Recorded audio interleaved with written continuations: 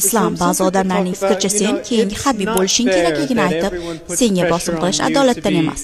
Men so'ramoqchi bo'lgan narsa shundaki, senga bo'lgan bunday umidlar yoqadimi yoki yo'q, u Habib, men esa Islomman. Men o'z karyeramni qurishimga beringlar degan bo'larmiding?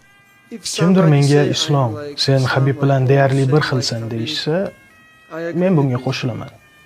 Men Habibga o'xshagim keladi, bilasanmi? U buyuk inson, u chempion. Uning juda ko'p puli, hozir uning hamma narsasi bor. Lekin baribir u og'ir bosiq yigitligicha qolgan. U AQShga oilasiz kelib, 1-2 oy shu yerda qoldi. Shunchaki yordam berish uchun. U bu uchun bir tiyin olmadi. U shunchaki kelib, butun jamoaga yordam berdi.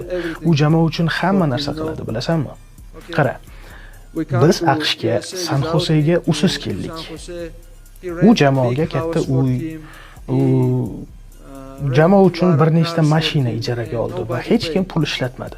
Hamma narsani uning o'zi to'ladi. Shunga men senga Habibni qay darajada yaxshi odamligini tushuntira olmasam kerak. Chunki u juda ko'p ish qiladi. Biroq hech kim buni bilmaydi. Lekin biz doim unga rahmat aytishimiz kerak.